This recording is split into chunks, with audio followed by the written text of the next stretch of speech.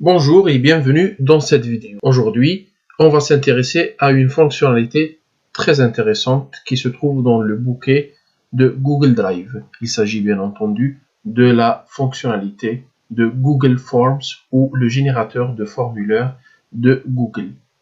Pour accéder à cette fonctionnalité, il faut cliquer sur les carreaux qui se trouvent à gauche de l'initiale de votre nom sur Gmail. Et on va tout en bas, à droite, on va trouver Forms.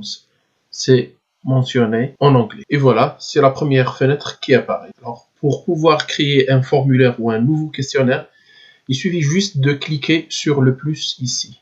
Pour commencer, il faut donner un titre à votre formulaire ou à votre questionnaire. Dans notre cas, on va prendre comme exemple le questionnaire destiné aux enseignants. On peut rajouter une description. Ce questionnaire n'est ni un test ni une évaluation. L'anonymat est assuré pour rassurer les répondants. Nous pouvons ajouter nos questions grâce à ce menu qui se trouve à droite. Si on clique sur le plus, on va ajouter une question. Sinon, on peut importer des questions, mais des questions qui ont été déjà faites sur Google Forms. On peut ajouter une description ou un titre à notre question. Sinon, une image, comme on peut bien ajouter une vidéo. Sinon, on conçoit notre questionnaire sous forme de parties ou de sections. Par exemple, dans notre cas, nous allons créer la première section qui sera la section des renseignements signalétiques. Donc, je peux bien ajouter une description, elle est facultative, comme je peux ne pas l'ajouter. Et après, on clique sur le plus pour ajouter une question dans la même section qui est bien entendu la section que vous voyez ici, la section des renseignements signalétiques. Ici, nous écrivons le sexe. Et on peut choisir parmi ces choix de type de questions. On a une réponse courte, où on répond par un paragraphe, ou une question à choix multiple que c'est ou une case à cocher, c'est-à-dire des questions dichotomiques. On peut ajouter une liste déroulante où le répondant trouve toutes les propositions dans une liste déroulante. On peut importer un fichier, une échelle linéaire, grille à choix multiples ou grille de cases à cocher. C'est un type de question d'échelle graduée. Sinon, on peut proposer la date ou l'heure et c'est au répondant de répondre en fonction du type de la question qui lui a été donnée. Tout d'abord, on commence par, ici, on va choisir une case à cocher parce qu'il va y avoir deux sexes, à savoir masculin ou féminin. Donc, première option, masculin. Deuxième option, il suffit juste de cliquer et elle s'ajoute toute seule. Et regardez, parfois Google vous donne des propositions qui seraient adaptées à votre questionnaire. Par exemple, ici j'ai écrit masculin et automatiquement Google m'a proposé féminin, donc je la laisse. Maintenant, on va rajouter une seconde question dans la même section, toujours renseignement signalétique. Par exemple, je vais écrire l'âge. Moi, je vais pas demander d'écrire leur âge exact, mais je vais leur demander de choisir parmi les fourchettes ou ce qu'on appelle les intervalles. Par exemple, là, je vais choisir aussi une case à cocher, mais je vais proposer plusieurs intervalles. Par exemple, il s'agit d'enseignants. Automatiquement, ils ont la majorité plus de 25 ans, 25 et 35 ans. Deuxième intervalle, c'est entre 36 et 45 ans. Troisième et dernière proposition ou intervalle, c'est plus de 46 ans.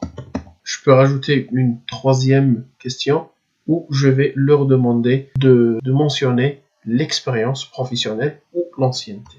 Là, on va choisir un autre type de question, c'est celui de la réponse courte.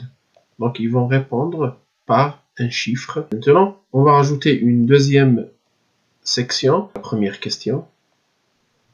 Et c'est ainsi qu'on va faire les autres questions.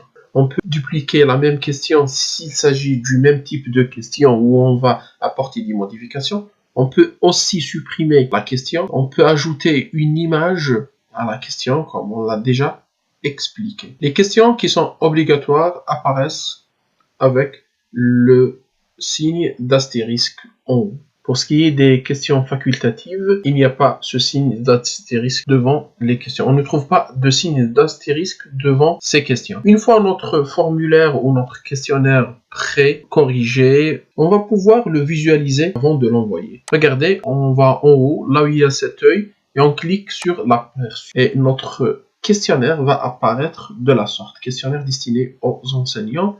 Là, c'est la première page, puis on clique sur suivant. Ça, c'est l'interface qui apparaît au répondant. Et voilà, comme vous voyez ici, je peux cocher, je peux décocher. Pour les deux premières questions de la première rubrique, voire la troisième, elles ne sont pas obligatoires parce qu'à aucun moment, on ne voit l'astérisque. Par contre, dans la deuxième rubrique, besoin langagier, on voit ce signe d'astérisque si vous voyez devant la question, qui nous indique que la question est obligatoire, contrairement aux premières questions qui étaient des questions facultatives. On revient maintenant à notre questionnaire. Maintenant, une fois prêt, on va l'envoyer ou le partager avec les répondants, avec le public cible. On va en haut, on clique sur la rubrique ou sur le bouton envoyer.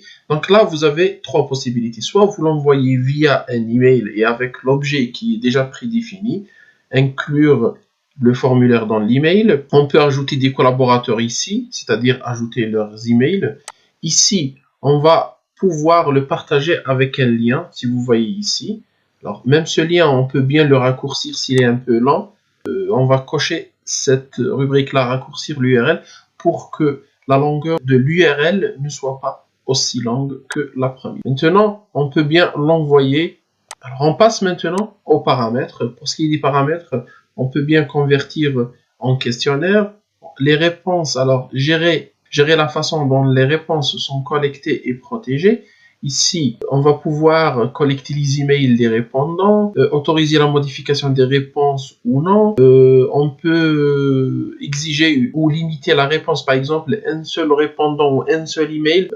Chaque email n'a le droit qu'à une seule réponse. Là, on coche cette option. Sinon, on la désactive si on veut avoir plusieurs réponses de la même personne ou du même répondant. Maintenant, en bas, on trouve les valeurs par div. Une fois le questionnaire transmis et envoyé au répondant ou à notre public cible, il va falloir récolter ou recueillir les réponses. Google Forms nous donne deux possibilités. Alors la première, soit on récolte les réponses sous forme de représentation graphique qui sont faites ici sur Google Forms. Sinon, on va pouvoir exporter les résultats des réponses ou les résultats de notre questionnaire après déploiement par Google automatiquement via une feuille de calcul qui se trouve sur Microsoft Excel. Alors là, on a le choix entre une feuille de calcul ou sélectionner une feuille de calcul existante. Dans notre cas, on va créer une. On va pouvoir réutiliser les résultats obtenus grâce à ce questionnaire en ligne sur une feuille de calcul Excel et pouvoir par la suite faire les statistiques ou faire l'analyse et l'interprétation des résultats obtenus. Et voilà, nous arrivons au terme de cette vidéo. Si vous avez des questions à nous poser, n'hésitez pas à nous écrire par email ou de nous laisser des commentaires.